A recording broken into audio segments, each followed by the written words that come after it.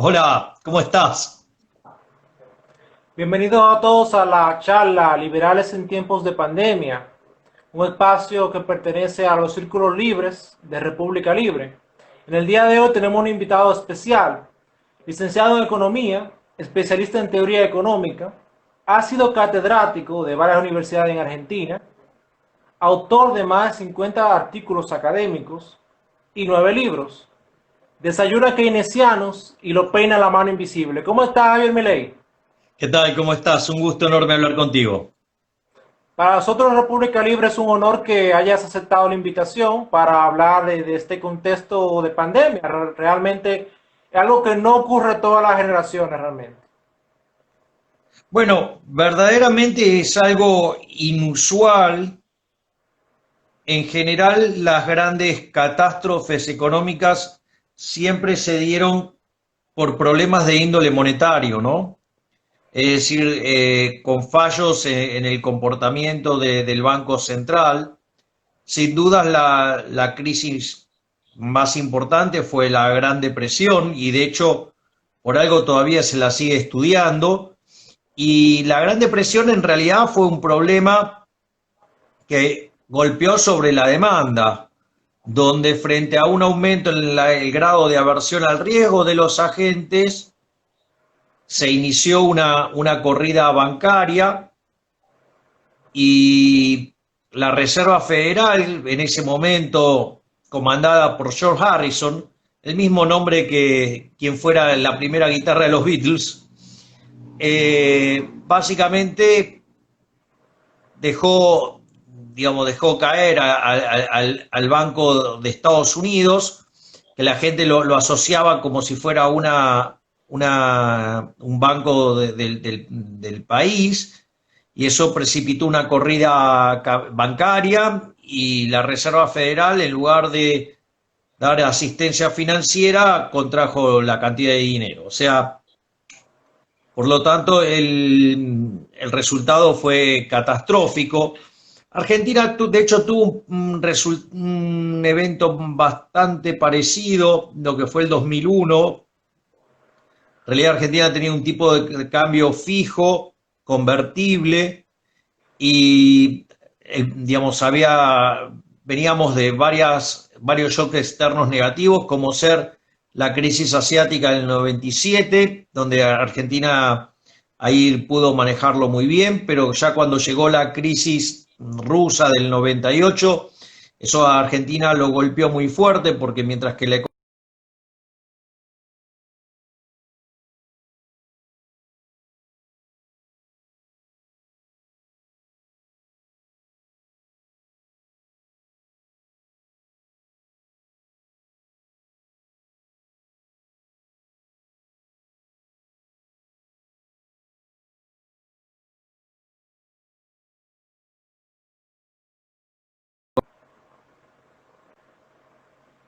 2001 arranca una corrida, esa corrida, digamos, la gente sacaba los depósitos y compraba dólares, entonces en ese contexto se achicaba la cantidad de dinero, eso contraía la demanda agregada y frente a la rigidez de los precios a la baja, eso generó una situación de mucho desempleo. Sí, es más, la Argentina en el 2001 tuvo deflación, pero no lo suficiente como para evitar el problema del desempleo. Y además, llega un momento que el sistema no resiste más, el sistema de encaje fraccionario, una corrida. Entonces, terminó imponiéndose restricción al retiro de fondos y eso generó una descoordinación enorme entre ahorro e inversión Un que desastre. hizo colapsar a la economía. Pero si vos te fijás, estamos hablando, y si vos querés revisar cada una de las grandes crisis que ha habido, siempre fueron crisis de origen monetario. Es decir, Sí, el por ciclo de mala, la burbuja y el boom and bust. claro, es decir, por mala gestión de los bancos centrales. Ahora, fíjate que en el 2008, con la crisis subprime, aparece un resultado muy parecido a lo que fue la Gran Depresión y sin embargo digo, por fortuna del mundo, ¿no? Digo, gracias a Dios estaba la persona correcta en el lugar correcto, en el momento correcto. Al frente de la Reserva Federal estaba Benjamin Shalom Bernanke, digamos que es el tipo que más sabe sobre la Gran Depresión en el planeta Tierra. Y bueno, apalancándose sobre los resultados de Friedman y Schwartz en el famoso libro La historia monetaria de los Estados Unidos, en especial en el capítulo 7, que trata la gran contracción del 29 al 33 y que después se volvió en un libro, digo, porque lo extrajeron como libro. Y con los trabajos de Bernanke justamente lo que hace es aplicar el manual sugerido por Friedman y el mundo logra evitar una crisis de proporciones mayúsculas. Pensá que durante la Gran Depresión la velocidad cayó cerca de 25% y en el caso de la subprime cayó 75%. Es decir, que si la Reserva Federal no hubiera dado esa asistencia, el mundo hubiera tenido una crisis mucho peor que la Gran Depresión. Pero si vos te fijás, son crisis que tienen que ver con shocks sobre la demanda que salen desde el sistema financiero. Esta crisis es muy distinta a esas crisis que estoy mencionando. Este es básicamente un shock externo, porque ya es un virus que agarra y toca ya la demanda y la oferta, un shock de oferta y demanda. Sí, yo te diría, yo la lectura que lo hago es un shock de oferta negativo, donde vos transitoriamente se te contrae la cantidad de trabajadores y eso conlleva una caída de la producción. Y después hay dos cuestiones que tienen que ver, una con el consumo, otra que tiene que ver con la inversión. Y eso, digamos, también hay que analizarlo en el marco de una economía cerrada y una economía abierta. En el marco de una economía cerrada, si vos tenés que la gente hubiera leído el shock como shock transitorio, el consumo hubiera estado guiado por el consumo por la renta permanente, eso hubiera hecho que caiga el ahorro y que no caiga la inversión, eso hubiera elevado la tasa de interés, hubiera hecho caer la demanda de dinero y los precios subieran. Eso es en una economía cerrada. Pero también hay que tener en cuenta el caso donde cae, digamos, se genera pánico, por decirlo de alguna manera, y eso efectivamente fue lo que pasó, y ahí a vos se te derrumba la inversión, de hecho te cae más que el ahorro, y por ende la tasa de interés baja, y aumenta la demanda de dinero, y la economía entra en una deflación. Eso, digamos, que son los dos casos para una economía cerrada. Cuando vos tenés una economía abierta, tenés el arbitraje en materia de tasa de interés. Y ahí es donde viene lo importante para analizar en este caso, digamos, de lo que ha ocurrido. Porque pánico hubo, sí, efectivamente hubo pánico. ¿Por qué? Porque todos los commodities se destrozaron y tiene un patrón de cómo cayeron. Los que más cayeron fueron los vinculados al sector energético, que es casi te diría el insumo principal de los procesos productivos.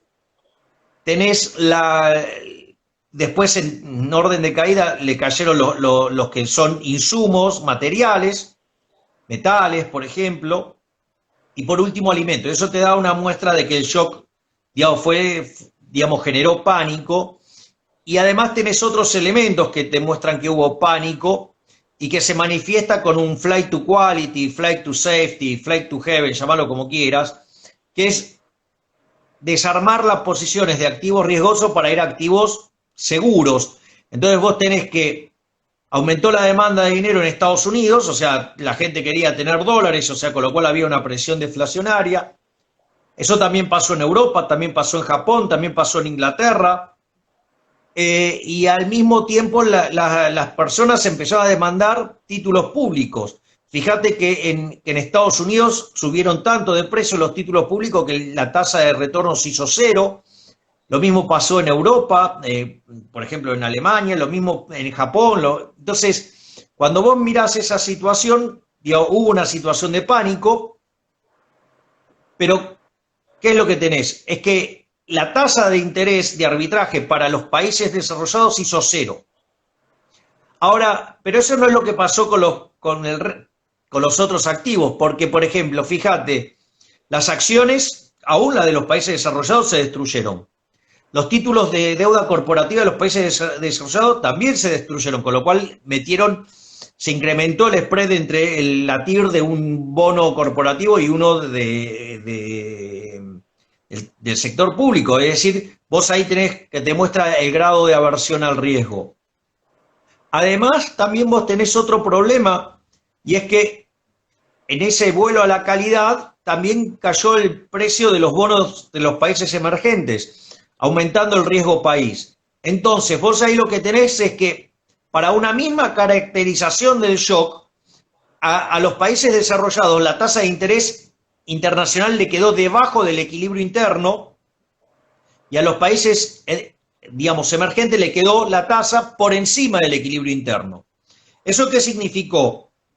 Que hubo flujo de capitales hacia los países desarrollados, donde, por ejemplo, en Estados Unidos se bajó impuestos a las inversiones, a las empresas, en especial a las medianas y pequeñas empresas. Por otro lado, tenés el seguro de desempleo, que permite que aun cuando la gente se quede desempleada, pueda seguir sosteniendo su nivel de vida. Y también, digamos, la decisión del presidente Trump de inyectar $1.200 a cada una de las personas que perdían su empleo. Eso les permitió sostener el consumo, por lo tanto se cayó fuertemente el ahorro y, digamos, la inversión se logró mitigar su caída. Esa tasa emergente en el equilibrio interno estaba por encima de la internacional y en ese contexto, digamos, Estados Unidos financió esto con endeudamiento externo, o sea, con déficit de cuenta corriente. En un contexto donde además el dólar se apreció. Ahora, la situación en los países emergentes es distinto porque la tasa de interés de equilibrio de los mercados financieros está por encima del equilibrio interno. Eso es lo que genera expresión sobre el tipo de cambio. Entonces, digamos, la respuesta de los distintos países es... El tipo de cambio de las principales monedas de los países emergentes y también el oro y la plata se dispararon en varios Sí, dos días. exacto. Digamos, ahora, digamos, pero por ejemplo, vos, países emergentes que tienen tipo de cambio flexible, Chile y Brasil. Chile tiene históricamente tipo de cambio flexible y es puro. De hecho, no necesita tener reservas. Por eso tenía una línea contingente con el Fondo Monetario Internacional, la cual, digamos, la ejecutó. ¿Por qué? Porque al caer la demanda de dinero digamos, y se te va al dólar, ¿qué es lo que pasa? Esa caída de la demanda de dinero significa que vos tenés presiones en el nivel de precios. Entonces, ¿qué es lo que hace? Chile tomó ese endeudamiento ¿para qué? Para tratar de mitigar la caída de la demanda de dinero con venta de dólares, de modo tal que no haya presiones inflacionarias. En el caso de Brasil, como no tiene la reputación que tiene Chile, tiene un manejo de reservas y por ende salió a intervenir en el mercado justamente con el mismo motivo, para que no se acelere la tasa de inflación. Después tenés casos como el tipo de cambio fijo, digamos, los más extremos son el caso de Ecuador y Panamá, que directamente están dolarizados. En esos casos lo que vos tenés es que cuando te cae la demanda de dinero, claramente, digamos, vos tenés una presión sobre el nivel de precio, pero como no podés devaluar, entonces necesitas una deflación. ¿Me comprendés? Entonces, eso genera que se contraiga la oferta de dinero y haya deflación. El problema es que cuanto más grave sea la caída de la demanda de dinero y mayores sean las rigideces del mercado de trabajo, más alto va a ser el nivel de desempleo que vas a tener que sufrir. Por ende, digamos, Ecuador sufrió mucho más que Panamá. Y después, digamos, tenés el caso emblemático del país que lo hace todo mal, que es el caso de Argentina. Yo lo llamo el caso Sor Juana Inés de la Cruz. Yo la peor de todas. ¿Por qué? Porque básicamente Argentina estaba en default, con lo cual no tenía acceso a los mercados de crédito internacionales.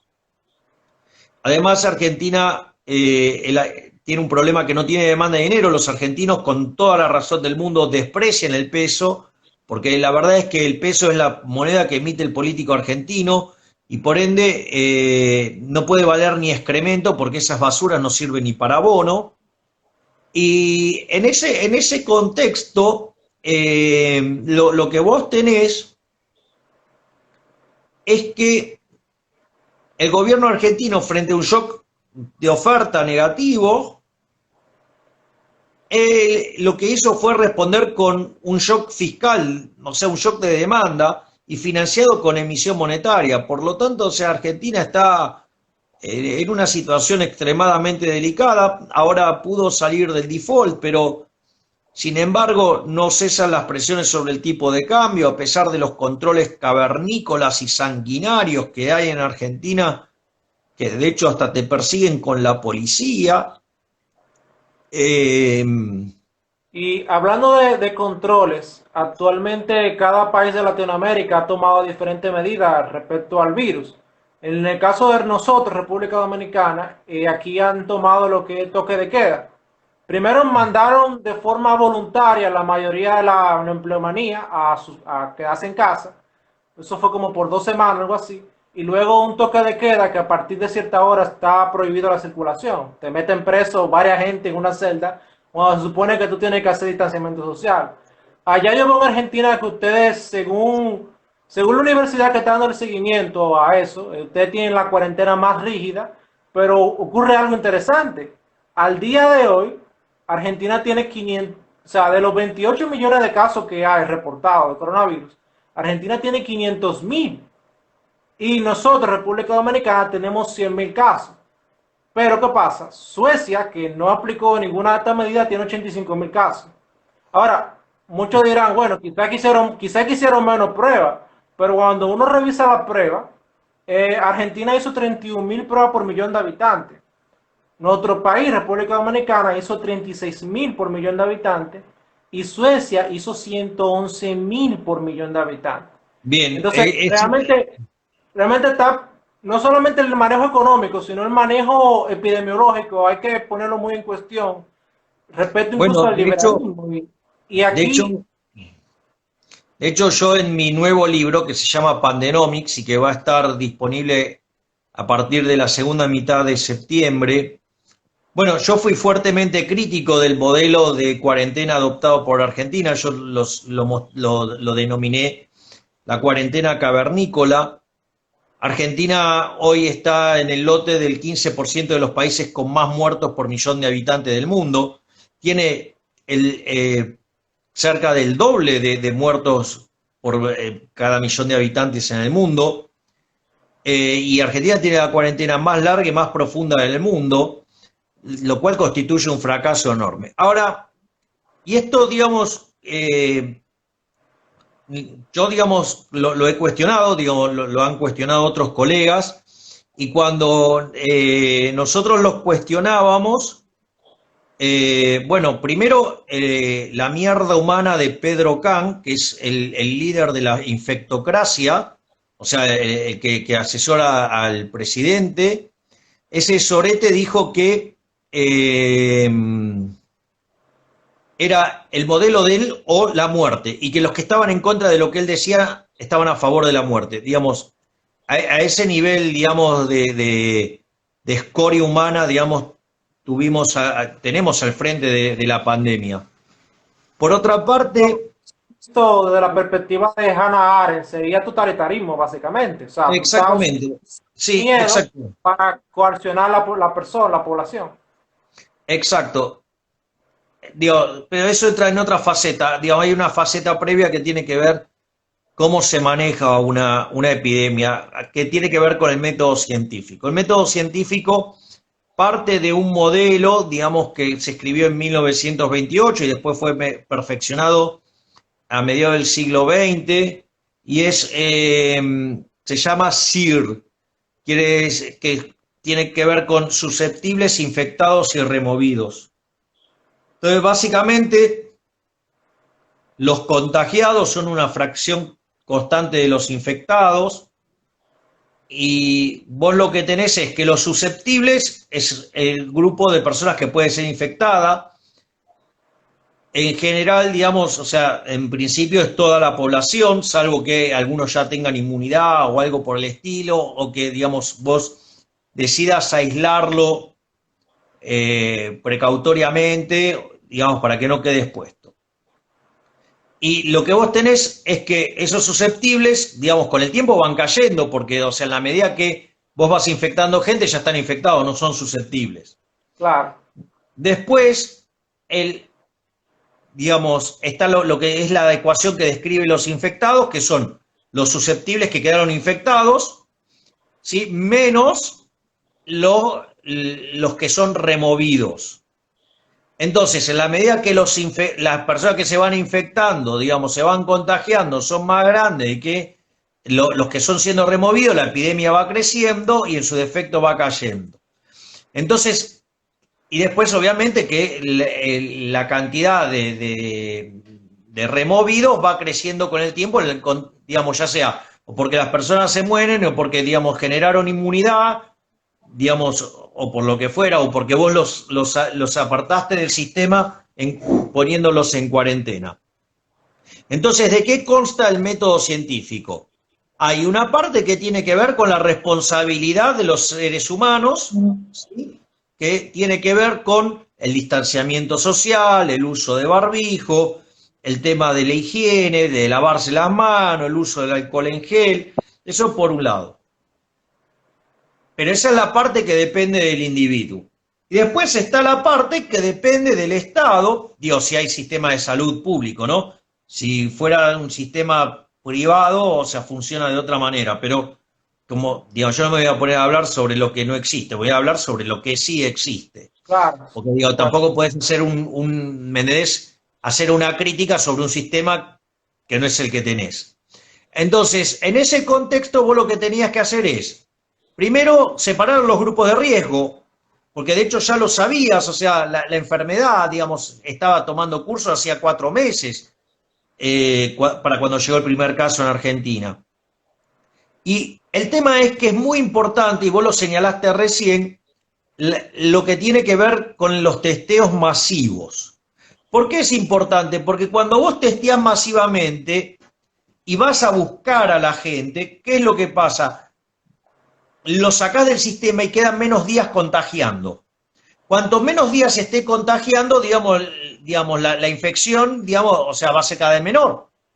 Entonces, en ese contexto, cuanto vos más rápido los removés del sistema, los contagios caen. Entonces, caen porque hay menos susceptibles, caen porque hay mejores conductas sociales y caen porque, digamos, vos los removés. Entonces, ahí lo que vos necesitas son estrategias de testeo masivos y de aislar a los que están en problemas. Entonces, por eso vos tenés zonas, digamos, de riesgo, ¿sí?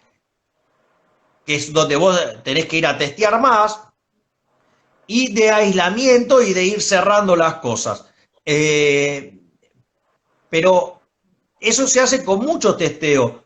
Y, por ejemplo, Argentina está entre los peores países del mundo en testeo. Entonces, la pregunta es, ¿por qué hicieron eso? O sea, la pregunta es, ¿por qué hicieron eso? Y para mí, tiene que ver con la mierda que es la corporación política en Argentina.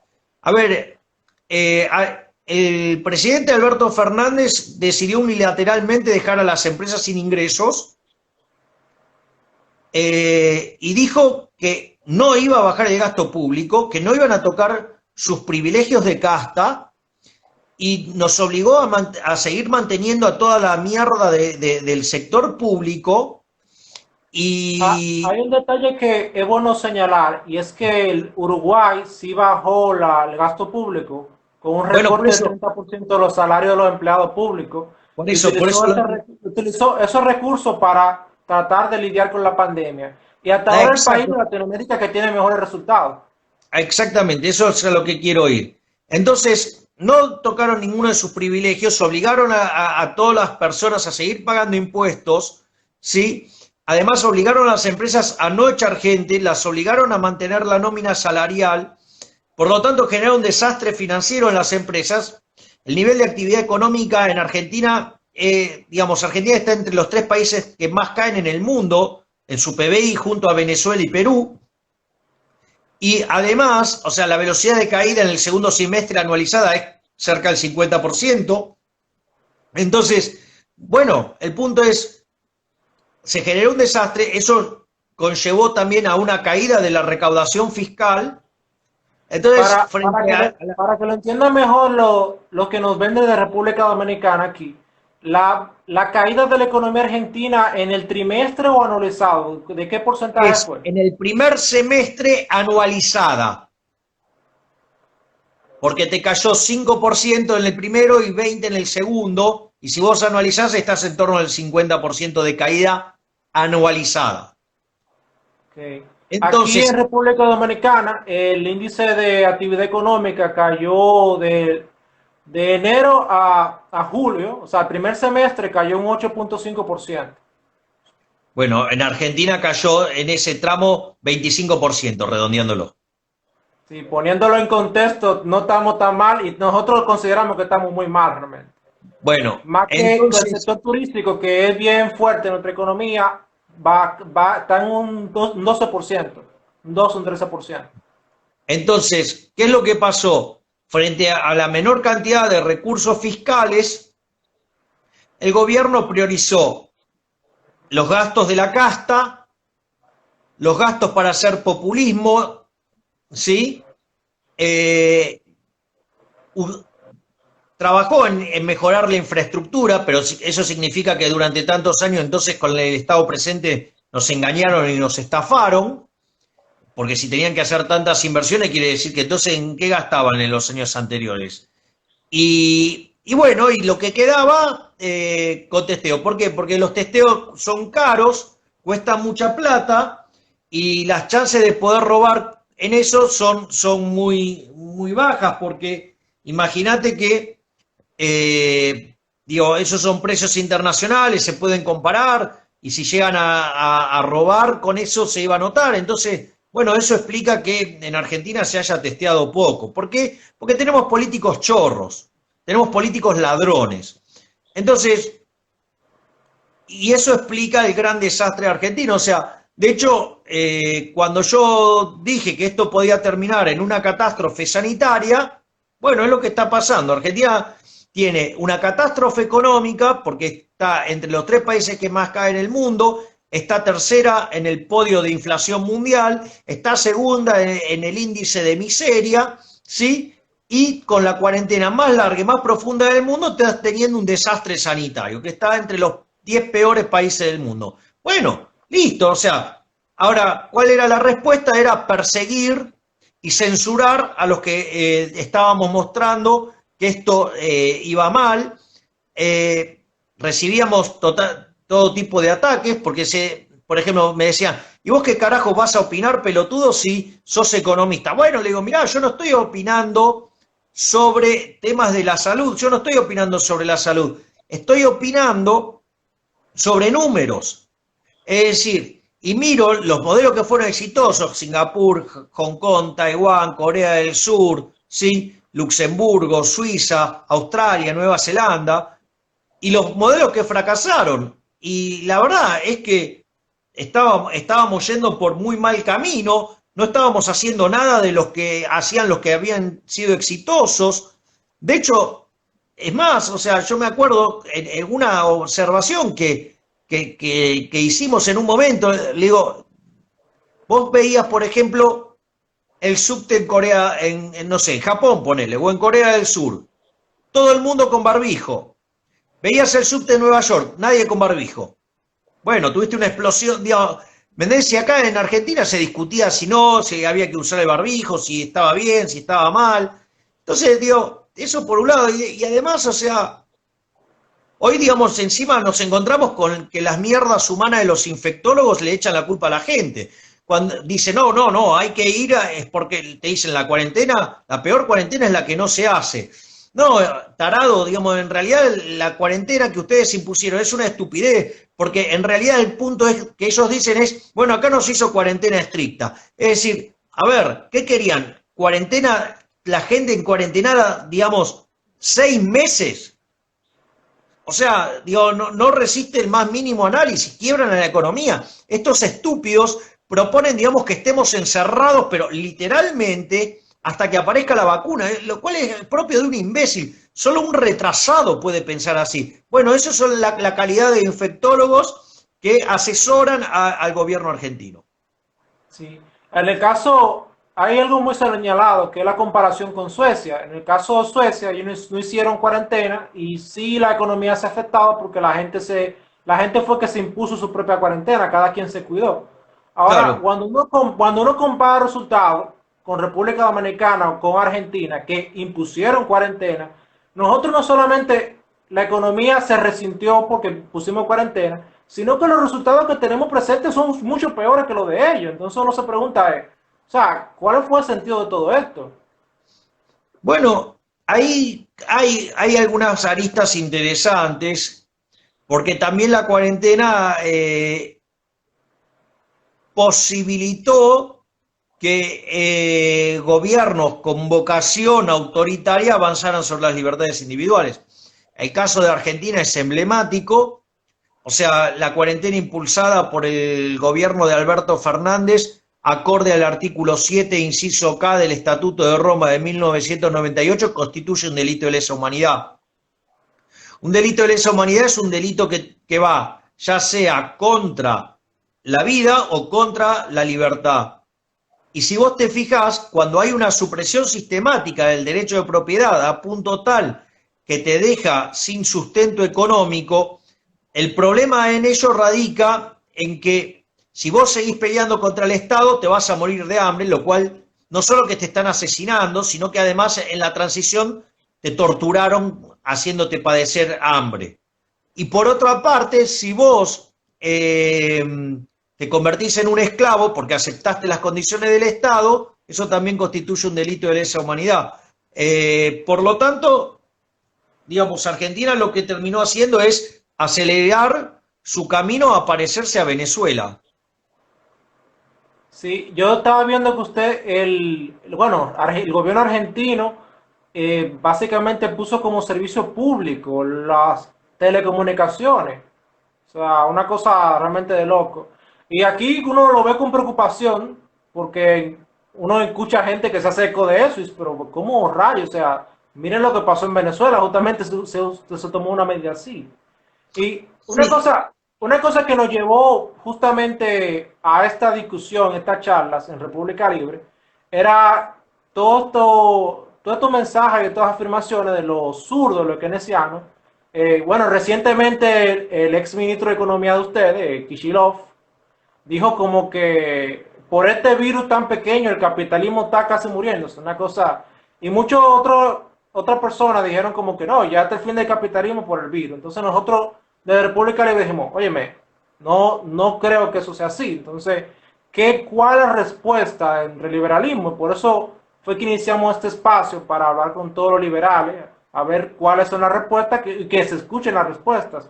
Porque efectivamente Hayek específicamente habla de que sí hay una forma de lidiar con eventos así de emergencia y respetando los principios liberales. O sea, que desde el liberalismo sí se contempla eso, incluso, y Milton Friedman también contempla que hay métodos de enfrentar catástrofes y pandemia y epidemia. Pero a ver, realmente hay los mecanismos de cómo enfrentarlo, ahí que uno no le queda mucho claro. O sea, hasta ahora el mejor récord es Hong Kong.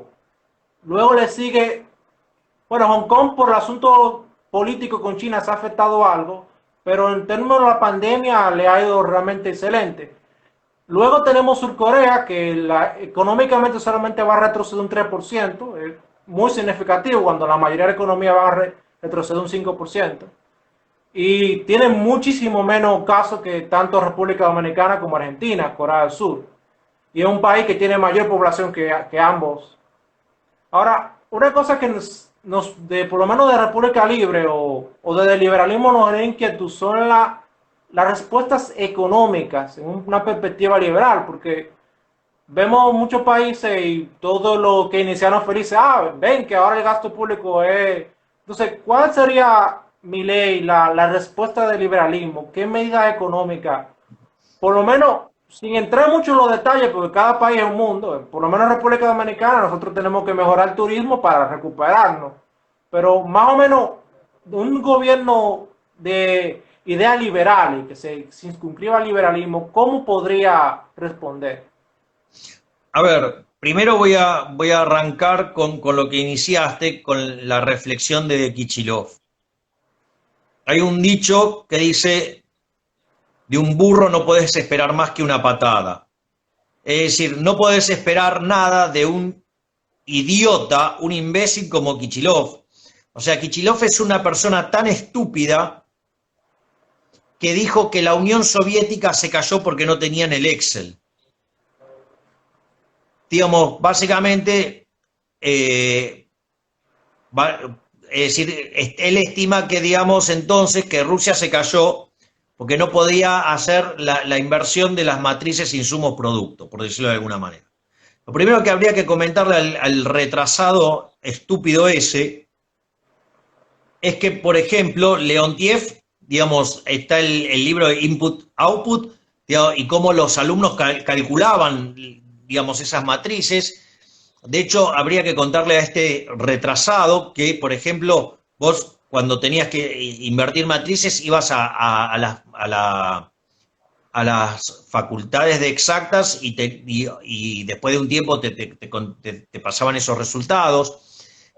Además, habría que comentarle que al imbécil de Kichilov que en Rusia tenían junto a Estados Unidos los mejores matemáticos del mundo. Y si los rusos pudieron poner, digamos, pudieron llegar a la Luna, ¿sí? Claramente no tenían problema de índole matemática para hacer los cálculos. O sea, eso para que tengas idea del estúpido que dijo esa frase. Lo otro es falso, digamos, que de esto te saca el Estado, porque en realidad el Estado no genera recursos. Mira, cuando vos lees Oppenheimer te dice, mira, hay dos tipos de recursos, ¿sí? O dos medios. Digamos, están los medios económicos y los medios políticos. Los medios económicos son los que vos derivás de servir al prójimo con bien y mejor calidad a un mejor precio, ¿sí? Que son los que compran el producto que vos estás ofreciendo. Y por otra parte, tenés los medios políticos. Los medios políticos no producen nada, o sea, en realidad expropian a otros. Entonces, para que los estados puedan tener recursos para hacer algo, en realidad se lo tiene que sacar a otra persona. Por lo tanto, digamos, jamás te salva el Estado nunca te va a salvar. Y toda acción que haga el Estado, digamos, va a producir daños presentes en todos los mercados y eso va a tener consecuencias además en el futuro. Ahora, digo, ese es el marco general. Ahora, también es cierto, y esto no es un punto menor, que cuando uno hace los análisis de política no tiene que ignorar, por decirlo de alguna manera, lo que se llama las condiciones de Estado. Es decir, si vos tenés montado mejor o peor un estado de bienestar, digamos, vos no podés tomar medidas que ignoren eso, por decirlo de alguna manera. Entonces, el método con el cual, digamos, se combate está claro. O sea, si vos tenés estado de bienestar, lo que tendría que haber habido es muchos testeos y tratar de básicamente aislar las poblaciones de riesgo y que todos los demás que podían trabajar salieran a trabajar, porque además la letalidad del virus es más fuerte sobre los segmentos de adultos mayores, que casualmente son los que no trabajan porque están jubilados. Entonces, la verdad es que el método utilizado, digamos, una locura, porque además encerraron a los que estaban sanos, cuando en realidad la cuarentena es encerrar a los que están enfermos.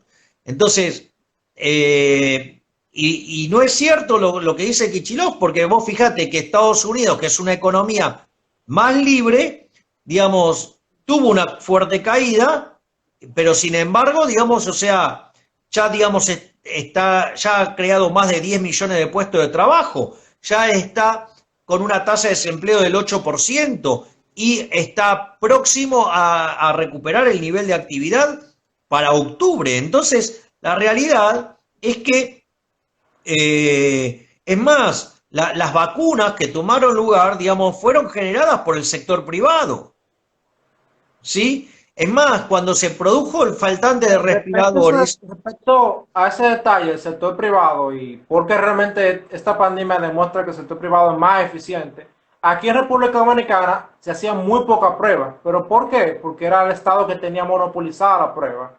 Una vez el Exacto. gobierno dejó que los laboratorios privados hicieran la prueba, se multiplicó por 3 y 4 la prueba.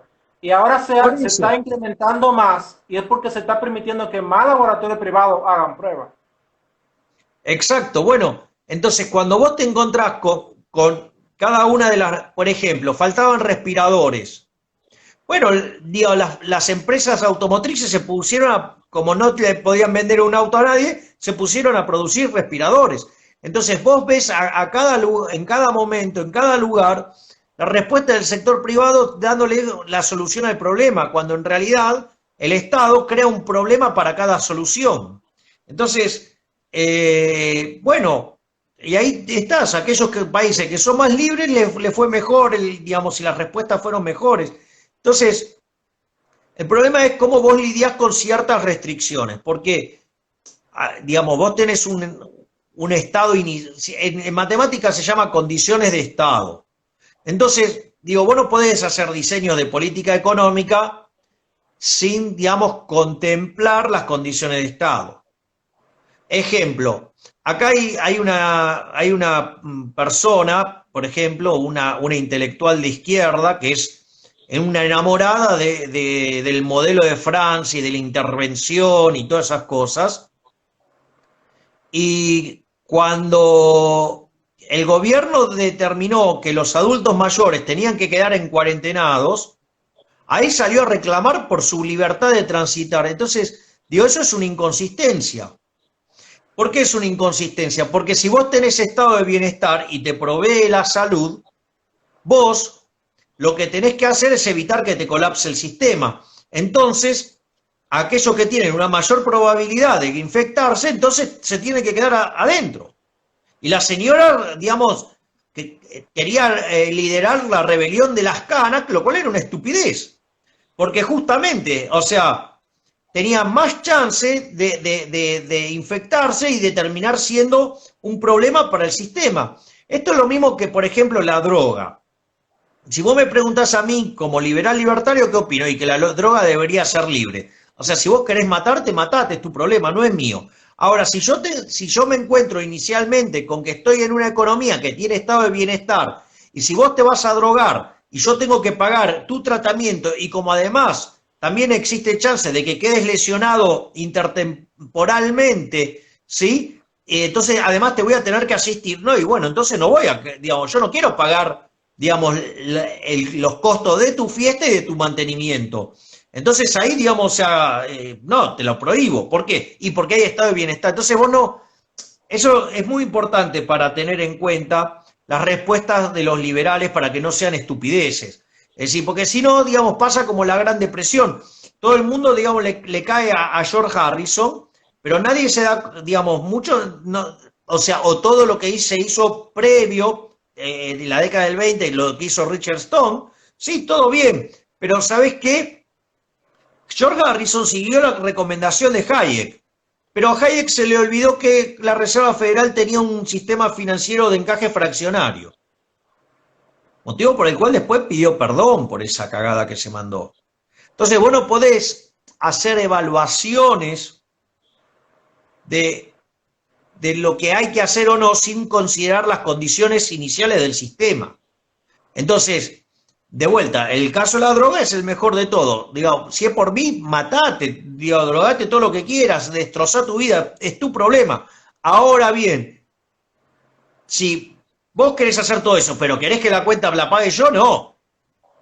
¿Me entendés? Y si me la van a hacer pagar por la fuerza, entonces yo voy a exigir que te apliquen la fuerza para que vos no tengas que, digamos, para que vos no puedas hacer eso.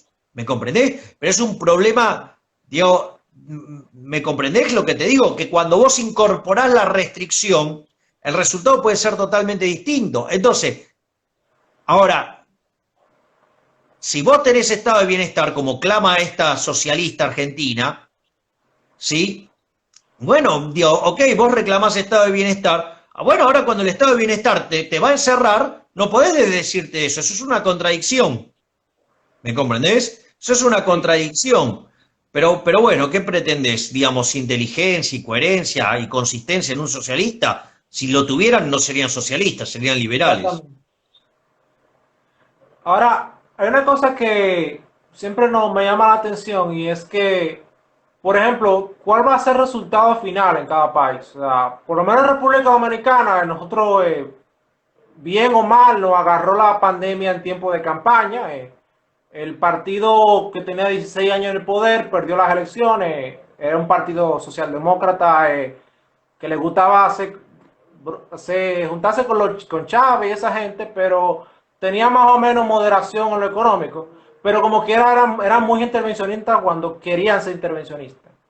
Ahora ellos salieron de poder luego de 16 años y ahora lo reemplaza otro partido político y está viendo cómo resuelve, porque las condiciones que encuentra la economía son realmente preocupantes. O sea, estamos en el puesto de competitividad del Banco Mundial en el puesto 115 y en el puesto de libertad económica estamos en la última fila de los que casi ya están dejando de ser economía moderadamente libre.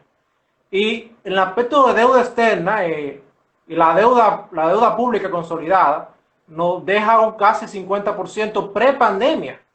Entonces, en este contexto, con tanta deuda en los diferentes países, me gustaría saber realmente cuál es su perspectiva, si al final, luego de la pandemia, el liberalismo va a resurgir o tenemos que realmente tratar de acelerar porque se ha corrido algo el eje de debate. Yo creo que en Europa, bueno, de hecho, a la luz de la experiencia de Irlanda, todos comenzaron con una baja masiva de impuestos.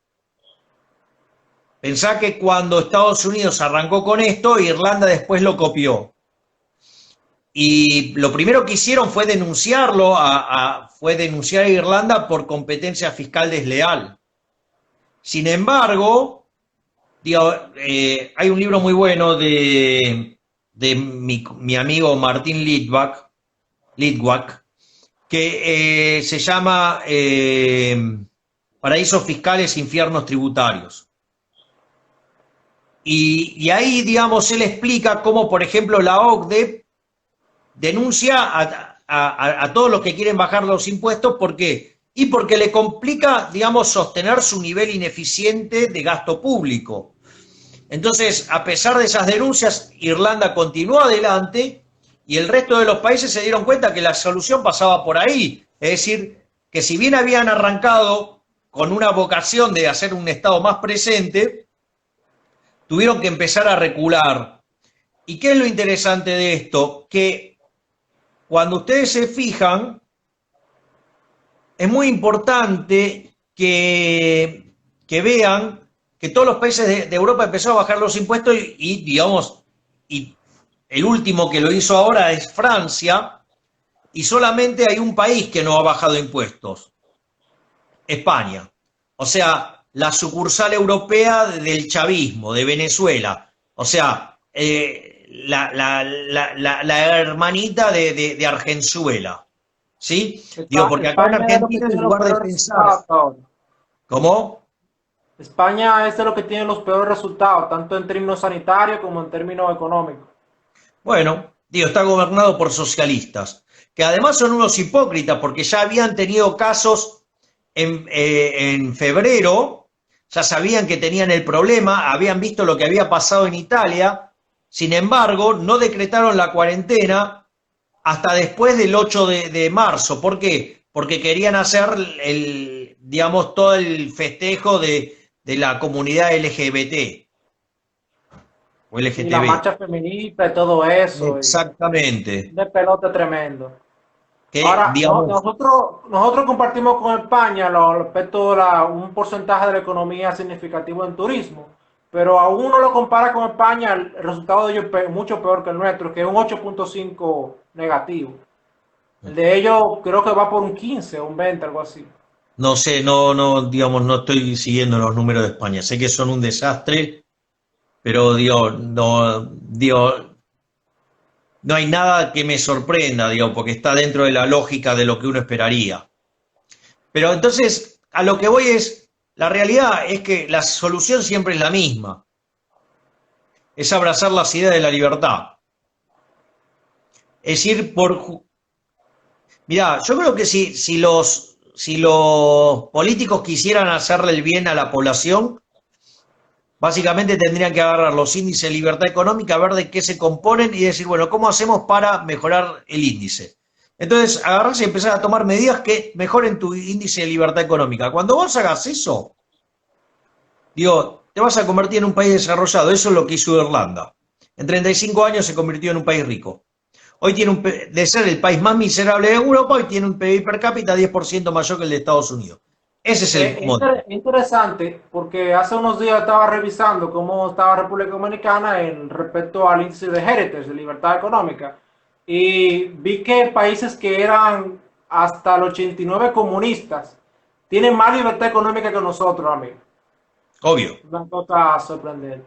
Me gustaría saber, Milei, su opinión de cómo se va desarrollando la economía de Estados Unidos. O sea, ¿usted entiende que ellos van a lograr pleno empleo para el primer semestre del 2021 o No, quizá... la economía americana vuelve a su situación inicial, digamos, pre-pandemia, en octubre. Eso es lo que están mostrando los distintos informes. Digo, la economía americana está recuperándose a una velocidad enorme y creando una cantidad impresionante de puestos de trabajo. Ya, de hecho, digo, la tasa de desempleo ya está en el 8%, ha creado más de 10 millones de puestos de trabajo, la economía está recuperando fuertemente su nivel de actividad, por lo tanto, o sea, Estados Unidos va, digamos, o sea, cuando vos mirás trimestre por trimestre desestacionalizado, digo, Estados Unidos está, digamos, apuntando a terminar el año, digamos, al menos en los mismos niveles que había arrancado. Obviamente que como vos tuviste trimestres con caídas, esas, digamos, comparadas contra el año anterior, eso te va a dar la caída del año. Pero Estados Unidos es probable que termine el año en el mismo nivel donde estaba al inicio. Al menos eso están Incluso, mostrando los incluso el números. mismo nivel de desempleo. ¿Cómo? Incluso el mismo nivel de desempleo. Bueno, de hecho ya hoy está en 8%. Sí, pero previo a la pandemia, ellos estaban en un 3,4. Quizá, o sea, mi pregunta es si ellos volverán al 4% del desempleo en 3 o 5 meses. O sea, ¿cómo usted por lo menos lo va viendo? A ver, Dios, o sea, yo digo, a la luz de lo que muestran los datos y las personas que siguen Estados Unidos, la idea es que a fin de año ya están, digamos, totalmente recompuestos. Porque bueno, para nosotros República Libre, Estados Unidos es un país importante porque para bien o para mal le influye en la libertad de todo el mundo. Y realmente el índice de desempleo es un factor importante para la campaña ahora mismo.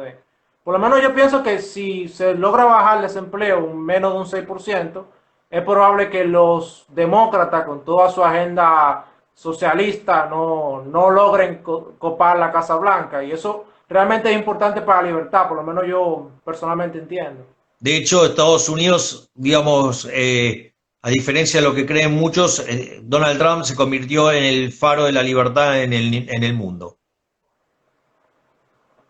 Sí, es bueno que usted lo aclare eso, porque hay muchos liberales que él ha tomado una que otra medida, pero cuando uno saca el balance, por lo menos yo pienso, no, los República Libre no hemos debatido mucho de eso, pero por lo menos yo pienso cuando tú sacas el balance positivo respecto a la libertad. Mirá, yo te voy a decir lo siguiente. El problema que tiene Trump es que de cerca de 700 medios de comunicación que hay en Estados Unidos, solamente están con el Partido Republicano 13. Y de esos 13, 12 son medios muy chiquititos, literalmente muy chiquititos, y el único medio grande que apoya a Trump es Fox. ¿Sí? Después el resto son todos medios que apoyan al Partido Demócrata. Y no importa qué es lo que haga un republicano, siempre va a decir que está mal. Digo, el mejor ejemplo es la basura de Krugman. O sea, Krugman, haga lo que haga un republicano, siempre va a estar mal, va a decir que está mal. Pero bueno, uno después se entera, ¿no? Digamos, en el libro ese que escribió nuevo, el de los zombies, él, por ejemplo, agarra y se involucra muy fuertemente con la agenda del cambio climático y todas esas cosas. Entonces digo, uno dice, ¿por qué, digamos, Krugman se involucra tanto en este tema? Y de repente te encontrás con la chica esa, Greta Thunberg, y que le dan la tapa de The Economist y la hacen hablar en uno de los eventos centrales del World Economic Forum. Claro, pero después te das cuenta qué es lo que pasa. Sucede que Trump le sacó el financiamiento por lo del cambio climático y le sacó más de 2.000 millones de dólares. Entonces ahí entendés por qué Krugman puteaba tanto, cómo puede ser que aparezca esa nenita que no sabe un carajo de nada, repitiendo boludeces sin tener la menor idea. Bueno, ok, ese es el punto. Entonces, si vos, digamos, te dejás llevar por lo que dice CNN o por lo que dice cualquiera de los medios que son partidarios del Partido Demócrata, y bueno, sí, claro, Trump es el peor monstruo del planeta y hace todas cosas incorrectas, y la realidad no es así. O sea, porque cuando vos mirás las cosas que ha hecho en materia de comercio, digamos, vos aplicarías medidas comerciales que implican un desvío comercial que perjudica a tu población. Digo, porque lo que hizo Trump fue remover esas cosas, y sin embargo los demócratas lo acusan de proteccionista, y no es de proteccionista. Trabajó por el interés de los estadounidenses. Bueno, todas esas discusiones son todas así, es lo mismo que la discusión con China. Es decir, mientras que Obama no arreglaba nada y a Estados Unidos, digamos, la primer potencia mundial, digamos, era violada por China prácticamente, bueno, lo que hizo Trump fue poner de pie de vuelta a Estados Unidos. Es decir, yo como he estado, digamos, en esas reuniones del G20, del B20, del World Economic Forum, yo he participado en todos esos eventos, digo, conozco toda esa discusión del desequilibrio global y todas esas cosas. Lo que vos te das cuenta es que Trump está tomando las medidas para, digamos, en favor de los americanos. Y no es cierto que está haciendo proteccionismo. Es decir, ¿me entendés? Por ejemplo, ¿por qué los países desarrollados tienen políticas monetarias de tipo de cambio flexible? ¿Para qué? Porque como son países grandes, no les trasladan sus problemas al mundo. Ahora, si vos tenés tipo de cambio flexible, es efectiva tu política monetaria, pero no tu política fiscal. Si China del otro lado le fijaba el tipo de cambio, dejaba sin política monetaria a Estados Unidos, ¿a vos te parece que está bien que China te deje sin política monetaria? Bueno, entonces le dijo Trump, o arreglás la cuestión cambiaria y flexibilizás, o te pongo aranceles. Bueno, ¿qué hizo China? No quiso ceder su política enfermiza. Bueno, le contestó con aranceles. Eso no es ser proteccionista, eso es ser realista, eso es tener idea de cómo funciona la política económica. Entonces, digo, por eso, Pero, digo, Milei, sí. vamos a cerrar. ¿Podemos abrir otro live o cerramos No, no, este? porque tengo cosas que hacer, digamos, o sea, así que Bueno, te dejo un quedan 10 saludo. segundos. Realmente lo agradecemos por participar con nosotros y anunciamos que todos los seguidores de Javier Milei, bueno, le agradecemos a todos los que participaron en este live de República Libre con Javier Milei. Les informamos, es una noticia nueva, que lo que quieran ser miembros de República Libre, que es un movimiento que busca que República Dominicana sea una sociedad más libre, los seguidores de Javier Milei que ahora conocen República Libre, en la página republicalibre.org pueden ya entrar en la parte de miembros, promotores y hazte eco. Son los diferentes renglones. En la parte de miembros ustedes se estarían sometiendo para ser parte de República Libre y participar de unos esfuerzos de tipo político para hacer República Dominicana una sociedad más libre. Le agradecemos realmente su existencia virtual. Buenas noches.